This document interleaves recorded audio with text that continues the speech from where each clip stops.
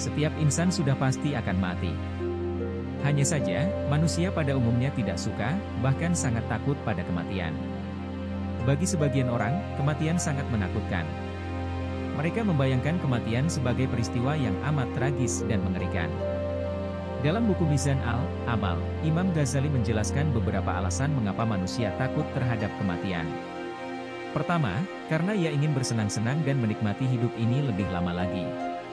Kedua, ia tidak siap berpisah dengan orang-orang yang dicintai, termasuk harta dan kekayaannya yang selama ini dikumpulkannya dengan susah payah. Ketiga, karena ia tidak tahu keadaan mati nanti seperti apa. Keempat, karena ia takut pada dosa-dosa yang selama ini ia lakukan. Alhasil, manusia takut karena ia tidak pernah ingat kematian dan tidak mempersiapkan diri dengan baik dalam menyambut kehadirannya. Manusia, kata Ghazali, biasanya ingat kematian hanya kalau tiba-tiba ada jenazah lewat di depannya. Seketika itu, ia membaca istirja, Inna lillahi wa inna ilaihi raji'un. Namun, istirja yang dibaca itu hanyalah di mulut saja, karena ia tidak secara benar-benar ingin kembali kepada Allah dengan ibadah dan amal saleh. Jadi, kalau demikian, agar tidak alergi dan fobia dengan kematian, manusia, menurut Ghazali, harus sering-sering ingat kematian sebagaimana sabda Rasulullah Shallallahu Alaihi Wasallam. Perbanyaklah olehmu mengingat kematian, si penghancur segala kesenangan duniawi, hadis riwayat Ahmad. Menurut Ghazali, ingat kematian akan menimbulkan berbagai kebaikan. Di antaranya, membuat manusia tidak ngoyo dalam mengejar pangkat dan kemewahan dunia. Ia bisa menjadi legawa, qanaah, dengan apa yang dicapainya sekarang, serta tidak akan menghalalkan segala cara untuk memenuhi ambisi pribadinya. Kebaikan lain, manusia bisa lebih terdorong untuk bertaubat alias berhenti dari dosa-dosa, baik dosa besar maupun dosa kecil. Lalu, kebaikan berikutnya, manusia bisa lebih giat dalam beribadah dan beramal saleh sebagai bekal untuk kebaikannya di akhirat kelak. Dengan berbagai kebaikan ini, orang-orang beriman tidak takut dan tidak gentar menghadapi kematian. Mereka justru merindukannya, karena hanya lewat kematian mereka dapat menggapai kebahagiaan yang sebenar-benarnya, yaitu berjumpa dengan Allah dalam ridho dan perkenannya. Inilah anugerah dan kabar gembira dari Allah kepada mereka. Firman-Nya, sesungguhnya orang-orang yang mengatakan, Tuhan kami ialah Allah, kemudian mereka meneguhkan pendirian mereka, maka malaikat akan turun kepada mereka seraya berkata, janganlah kamu merasa takut dan janganlah kamu merasa sedih, dan gembirakanlah mereka dengan surga yang telah dijanjikan Allah kepadamu. Quran Surat Fussilat ayat 30. Kematian dan sakitnya mati memang tak terkira. Rasulullah Shallallahu Alaihi Wasallam berkata, kematian yang paling mudah adalah serupa dengan sebatang duri yang menancap di selembar kain sutera. Apakah duri itu dapat diambil tanpa membawa serta bagian kain sutera yang terkoyak? Hanya saja, di bagian lain Rasulullah, seperti yang dikisahkan oleh Al-Hasan pernah menyinggung soal kematian, cekikan, dan rasa pedih. Sakitnya sama dengan 300 tusukan pedang, sabda beliau. Suatu ketika, Nabi Ibrahim alaihissalam bertanya kepada Israel, dapatkah engkau memperlihatkan rupamu saat engkau mencabut nyawa manusia yang gemar berbuat dosa? Engkau tak akan sanggup, jawab Israel singkat. Aku pasti sanggup, tegas Nabi Ibrahim. Baiklah, berpalinglah dariku, pinta petugas pencabut nyawa ini. Saat Nabi Ibrahim berpaling kembali, di hadapannya telah berdiri sesosok makhluk berkulit legam dengan rambut berdiri, berbau busuk, dan berpakaian serba hitam. Dari hidung dan mulutnya tersembur jilatan api. Seketika itu pula Nabi Ibrahim alaihissalam jatuh pingsan. Ketika tersadar kembali, beliau pun berkata kepada Israel, wahai malaikat maut, seandainya para pendosa itu tak menghadapi sesuatu yang lain dari wajahmu di saat kematiannya, niscaya cukuplah itu menjadi hukuman untuknya. Di kesempatan lain, kisah yang diriwayatkan oleh Ikrimah dari Ibn Abbas ini, menceritakan Nabi Ibrahim alaihissalam meminta malaikat maut mengubah wujudnya saat mencabut nyawa orang-orang beriman. Dengan mengajukan syarat yang sama kepada Nabi Ibrahim alaihissalam, malaikat maut pun mengubah wujudnya. Maka di hadapan Nabi yang telah membalikkan badannya kembali, telah berdiri seorang pemuda tampan, gagah, berpakaian indah dan menyebar aroma wangian yang sangat harum. Seandainya orang beriman melihat rupamu di saat kematiannya, niscaya cukuplah itu sebagai imbalan amal baiknya, kata Nabi Ibrahim alaihissalam. Suatu hari Nabi Ibrahim sedang duduk di teras rumahnya. Tiba-tiba datanglah seorang laki-laki tua dengan wajah yang lusuh sambil bersandar di tongkatnya. Kemudian Ibrahim pun mempersilakan laki-laki itu masuk ke dalam rumah dan menjamunya dengan makanan. Ternyata laki-laki tua itu adalah Israel. Ketika tamu Ibrahim tersebut sedang menyantap hidangan yang telah disuguhkan, tiba-tiba makanan itu berjatuhan. Kemudian Ibrahim pun bertanya kepada tamunya itu, "Apa yang terjadi dan menimpamu?" Lalu laki-laki itu menjawab, "Usiaku sudah tua 201 tahun, dan Ibrahim pun terheran-heran karena usia tamunya ini tidak jauh berbeda dengannya. Kala itu usia Ibrahim adalah 200 tahun. 1 tahun kemudian, jelmaan Israel itu datang lagi, tapi kali ini dengan penampilan lain. Wajahnya menjadi tampan, bukan tua, dan lusuh seperti sebelumnya. Nabi Ibrahim tahu kalau itu malaikat maut.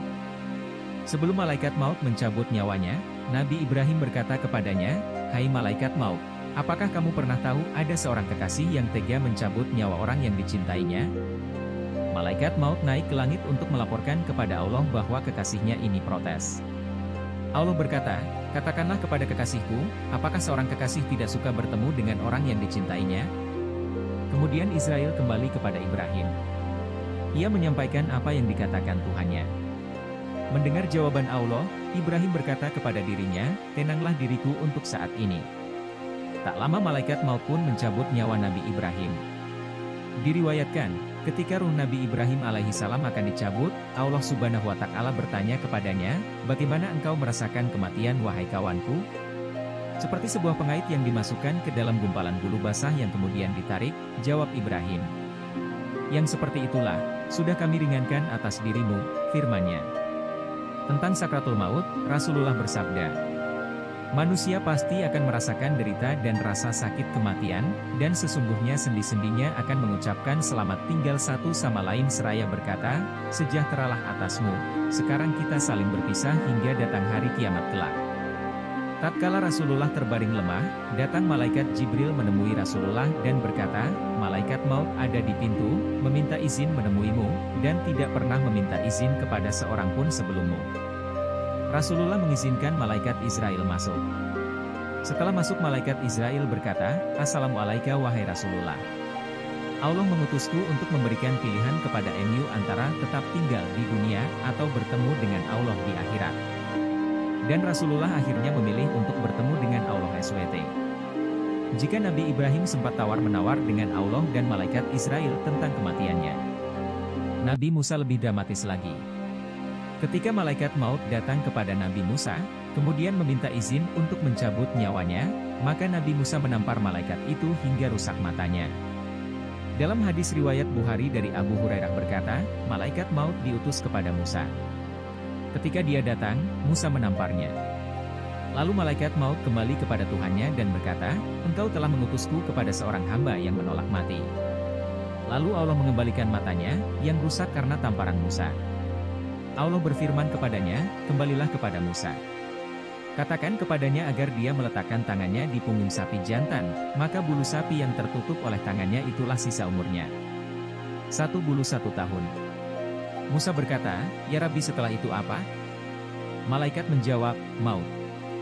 Musa berkata, "Sekarang aku pasrah." Maka Musa memohon kepada Allah agar didekatkan kepada tanah suci sejauh lemparan batu. Lain lagi cerita Nabi Daud alaihissalam. Ketika akan mencabut nyawa Nabi Daud, Israel tampil sebagai lelaki yang menyelinap ke dalam kerajaan Raja Daud. "Siapa kamu?" tanya Nabi Daud. "Aku adalah yang tidak pernah merasa takut dengan para raja dan tidak ada sesuatu pun yang dapat menghalangi diriku," jawab Israel. Nabi Daud berkata, "Demi Allah, engkau adalah malaikat pencabut nyawa. Kalau begitu, aku ucapkan selamat datang kepadamu untuk melaksanakan perintah Allah," ucapnya. Nabi Daud yang tampak segar bugar itu bergegas menuju kamar tempat ruhnya akan dicabut. Selain malaikat Jibril, para nabi rata-rata memang akrab dengan malaikat Israel. Bahkan, lewat jasa malaikat Israel, Nabi Idris alaihissalam sempat jalan-jalan ke neraka, juga plesir di surga. Nabi Idris juga sempat minta dicabut nyawanya, kendati belum ada perintah dari Allah subhanahu wa ta'ala kepada Israel. Akhirnya, Nabi Idris dimatikan sebentar kemudian dihidupkan kembali. Suatu ketika Nabi Idris sedang duduk santai di suatu tempat yang tidak banyak dihuni oleh manusia. Sambil mata terpejam dalam ketenangannya, bibir Nabi Idris terus bergerak-gerak mengagungkan nama Allah, sebagai pencipta alam semesta berikut semua isi dan bagaimana keadaan dunia. Tiba-tiba malaikat datang dan mengucapkan salam. "Salam wahai Nabi Allah Idris, saya malaikat Israel," kata sang malaikat kepada Nabi Idris. Lalu, Nabi Idris membalas salam malaikat Israel dan langsung melemparkan pertanyaan kepada malaikat Israel. "Hai Israel, engkau datang ini untuk mencabut nyawa atau untuk berziarah?" tanya Nabi Idris. "Aku datang untuk menziarah dengan izin Allah," kata Israel dan langsung mendekat kepada Nabi Idris yang masih duduk dengan mata terpejam. Mulut Nabi Idris terus berzikir kepada Allah. Seperti itulah yang dilakukan para nabi jika dalam keadaan tenang, mulut dan hatinya terjaga selalu mengingat Allah. Setelah beberapa saat mata Nabi terbuka, posisi duduknya pun mulai berubah. Ia mengajak malaikat Israel mengelilingi kediamannya untuk menyampaikan ihwal keperluannya kepada malaikat Israel. "Hai malaikat Israel, saya ada keperluan dan kepentingan kepadamu. Apakah engkau bersedia membantuku?" kata Nabi Idris. "Kepentingan apa itu?" tanya malaikat Israel. "Kepentingan denganmu, yaitu supaya engkau mencabut nyawaku dan kemudian Allah menghidupkan kembali, sehingga aku dapat beribadah kepada Allah setelah aku merasakan sakaratul maut," katanya.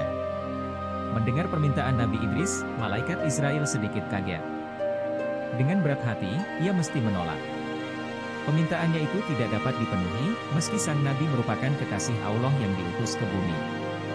"Sesungguhnya aku tidak akan mencabut nyawa seseorang melainkan mendapat izin Allah." Setelah itu, tidak lama Allah memberi wahyu kepada Israel agar mencabut nyawa Nabi Idris. Seketika itu malaikat Israel mencabut nyawa Nabi Idris. Setelah Nabi Idris tidak bernyawa, Israel menangis atas kematiannya sambil memohon kepada Allah agar menghidupkan kembali Nabi Idris.